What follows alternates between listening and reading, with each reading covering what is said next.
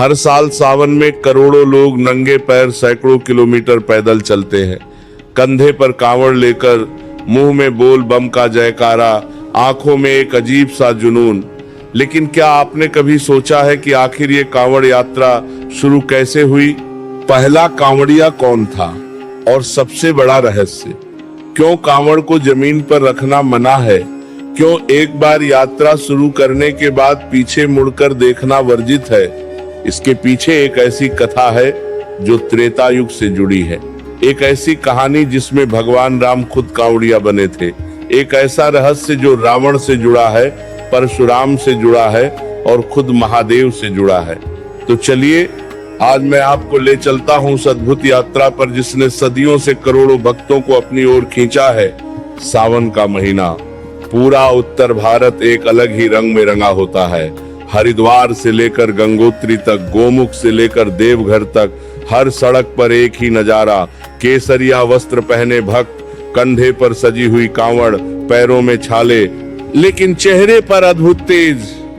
बोल बम के जयकारों से गूंजता आसमान, और उन कांवड़ों में भरा है वो पवित्र जल जो जाकर चढ़ेगा शिवलिंग पर। लेकिन क्या आप जानते हैं कि ये परंपरा कब और कैसे शुरू हुई?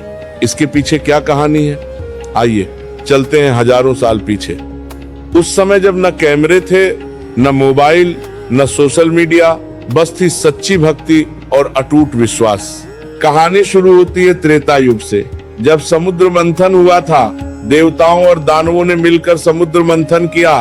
14 रत्न निकले, लक्ष्मी, कामधेनु, ऐरावत, कल्प वृक्ष, एक से एक अद्भुत रत्न। लेकिन इन सबसे पहले एक ऐसी चीज निकली जिसने पूरी सृष्टि में हाहाकार मचा दिया। हलाहल विष। ये विष इतना खतरनाक था कि उसकी एक बूंद पूरी सृष्टि को जला सकती थी। देवता और दानव दोनों घबरा गए, किसी की हिम्मत नहीं थी कि उसे छू भी सके। सारे देवता भागे भगवान विष्णु के पास। विष्णु ने कहा, इस विष को सिर्फ महादेव ही संभाल सकते हैं, उनके पास चलो। सब देवता कैलाश पहुंचे, महादेव के चरणों में गिरे। प्रभु, सृष्टि को बचाइए, इस विष को पी लीजिए वरना पूरा ब्रह्मांड नष्ट हो जाएगा। महादेव ने एक क्षण भी नहीं सोचा, उन्होंने वो हलाहल विष अपने हाथ में लिया और पी गए। लेकिन जैसे ही विष उनके गले तक पहुंचा, माता पार्वती ने घबराकर उनका गला पकड़ लिया। विष वहीं अटक गया। महादेव का कंठ नीला पड़ गया, तभी से वो नीलकंठ कहलाए। लेकिन विष का प्रभाव इतना तेज था कि महादेव के शरीर में भयंकर जलन होने लगी। ऐसा लगा जैसे पूरा शरीर आग में जल रहा हो। देवताओं ने तुरंत गंगा जल लाकर उनका अभिषेक किया। ठंडे जल से महादेव को थोड़ी राहत मिली, लेकिन विष का प्रभाव पूरी तरह खत्म नहीं हुआ। अब आती है असली कहानी। त्रेता युग में एक महान भक्त था, रावण। हाँ, वही रावण जिसे हम राम कथा में सुनते हैं। लेकिन आपको जानकर हैरानी होगी कि रावण से पहले वह एक अद्भुत शिव भक्त था, ब्राह्मण था, वेदों का ज्ञाता था। उसने महादेव की कठिन तपस्या की थी। एक दिन रावण को पता चला कि महादेव अभी भी विष की पीड़ा से परेशान है। उसने सोचा कि मैं अपने आराध्य के लिए कुछ करूं। रावण दौड़ता हुआ हरिद्वार पहुंचा। वहां से उसने पवित्र गंगा जल भरा 2 बर्तनों में और उन बर्तनों को एक बांस की लकड़ी में बांधकर कंधे पर उठा लिया। रावण ने संकल्प लिया कि वो इस जल को पैदल चलकर महादेव तक ले जाएगा, कहीं रुकेगा नहीं, कहीं बैठेगा नहीं, और सबसे बड़ी बात, इस जल को जमीन पर नहीं रखेगा, क्योंकि जमीन पर रखते ही जल की पवित्रता खत्म हो जाएगी। रावण चल पड़ा। मीलों का सफर, पैरों में छाले पड़ गए, कंधे पर बोझ बढ़ता गया। भूख लगी, प्यास लगी, लेकिन रावण ने कुछ नहीं खाया, कुछ नहीं पिया, बस चलता रहा, बोल बम कहते हुए। अंत में वो पूरा महादेव मंदिर पहुंचा, जो आज उत्तर प्रदेश के बागपत जिले में है।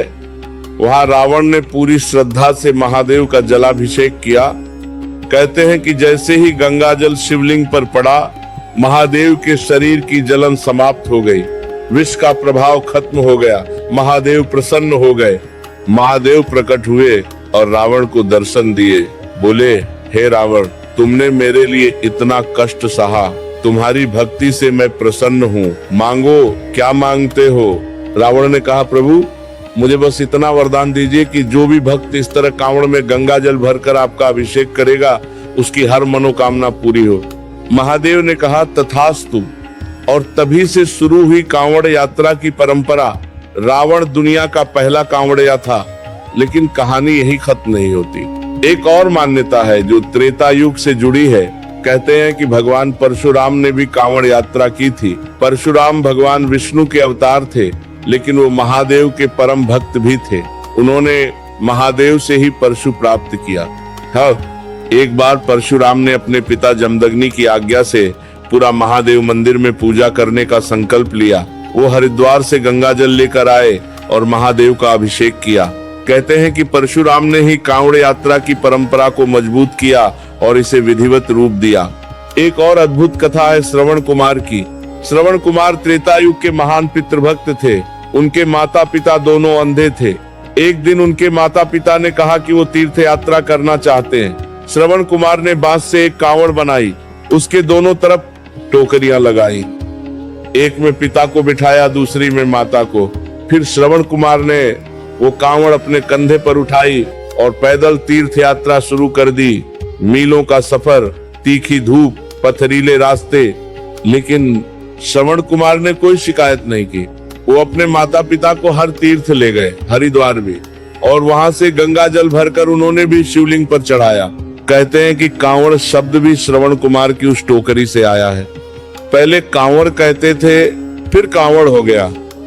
श्रवण कुमार की भक्ति और सेवा भावना से प्रभावित होकर लोगों ने भी इसी तरह कांवड़ बनानी शुरू की और भगवान को जल चढ़ाने लगे। लेकिन कांवड़ यात्रा का सबसे बड़ा प्रमाण मिलता है द्वापर युग में। कहते हैं कि भगवान श्री राम ने भी कांवड़ यात्रा की थी।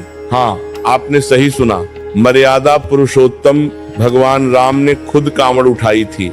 कथा है कि जब भगवान राम ने रावण का वध किया तो उन पर ब्रह्म हत्या का पाप लगा, क्योंकि रावण ब्राह्मण था। इस पाप से मुक्ति के लिए भगवान राम को कोई उपाय करना था। ऋषि मुनियों ने कहा, प्रभु इस पाप से मुक्ति के लिए आपको बाबा बैद्यनाथ का अभिषेक करना होगा। भगवान राम खुद हरिद्वार गए, वहां से गंगा जल भरा, कांवड़ बनाई और पैदल चलते हुए बाबा बैद्यनाथ धाम पहुंचे, जो आज झारखंड के देवघर में है। वहां उन्होंने पूरे विधि विधान से जलाभिषेक किया और ब्रह्म हत्या के पाप से मुक्ति पाई। तभी से देवघर बाबा बैद्यनाथ धाम कांवड़ियों का सबसे बड़ा तीर्थ बन गया। आज भी हर साल करोड़ों कांवड़िए सुल्तानगंज से गंगा जल भरकर देवघर पैदल जाते हैं। यह करीब 100 किलोमीटर का सफर है और यह दुनिया की सबसे लंबी धार्मिक यात्रा मानी जाती है। अब आपको बताता हूँ कांवड़ यात्रा के कुछ अनोखे नियम जिन्हें आज भी हर कांवड़िया मानता है। पहला नियम, कांवड़ को कभी जमीन पर नहीं रखा जा सकता। एक बार यात्रा शुरू हो गई तो कांवड़ हमेशा कंधे पर या किसी ऊंची जगह पर होनी चाहिए। अगर गलती से भी जमीन पर छू गई तो पूरी यात्रा फिर से शुरू करनी पड़ती है। हरिद्वार वापस जाना पड़ता है, दोबारा जल भरना पड़ता है। क्यों? क्योंकि कांवड़ में जो जल है वो सिर्फ जल नहीं है, वो साक्षात गंगा माता है और गंगा माता को जमीन पर रखना उनका अपमान है। इसीलिए जब कांवड़िए रुकते हैं तो वो कांवड़ को किसी पेड़ पर टांगते हैं या विशेष कांवड़ स्टैंड पर रखते हैं। दूसरा नियम, चमड़े की चीजें नहीं छूनी। कांवड़ यात्रा के दौरान भक्त कोई भी चमड़े की चीज नहीं छूते, न बेल्ट, न पर्स, न जूते, क्योंकि चमड़ा जानवर से आता है और यह पवित्र माना जाता है। इसीलिए कांवड़िए नंगे पैर या कपड़े के जूते पहनकर चलते हैं। तीसरा नियम, मांस मदिरा वर्जित। यात्रा के दौरान और यात्रा से पहले भी भक्त पूरी तरह शाकाहारी रहते हैं। कोई नशा नहीं, कोई तामसिक भोजन नहीं। मन और शरीर दोनों की पवित्रता जरूरी है। चौथा नियम, झूठ और गलत काम से दूरी। यात्रा के दौरान किसी से झूठ नहीं बोलना, किसी का बुरा नहीं करना, किसी को गाली नहीं देना, बस बोल बम का जयकारा करते रहना। पांचवा नियम, एक बार शुरू की तो पूरी करनी है। अगर आपने संकल्प ले लिया कि आप कांवड़ यात्रा करेंगे तो कोई भी परिस्थिति हो यात्रा पूरी करनी होगी। बीच में छोड़ना अशुभ माना जाता है। छठा नियम, पीछे मुड़कर नहीं देखना।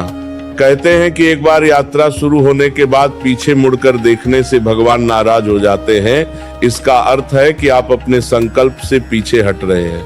अब आते हैं कांवड़ के प्रकार पर। हाँ, कांवड़ भी कई प्रकार की होती है। सामान्य कांवड़ ये सबसे आम प्रकार है। इसमें भक्त सामान्य गति से चलते हैं, रात को आराम करते हैं, रुक रुक कर यात्रा पूरी करते हैं। डाक कांवड़ ये सबसे कठिन प्रकार है। इसमें भक्त एक बार जल भरने के बाद बिना रुके लगातार चलते हैं, सोते नहीं, बैठते भी बहुत कम है, बस चलते रहते हैं जब तक अभिषेक न हो जाए।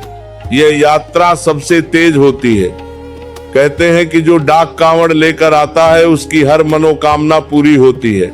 खड़ी कांवड़, इसमें भक्तों का समूह होता है। जब एक थक जाता है तो दूसरा कांवड़ ले लेता है, लेकिन कांवड़ कभी जमीन पर नहीं आती। ये एक तरह से रिले होती है। दांडी कांवड़ा ये सबसे कठिन तप है।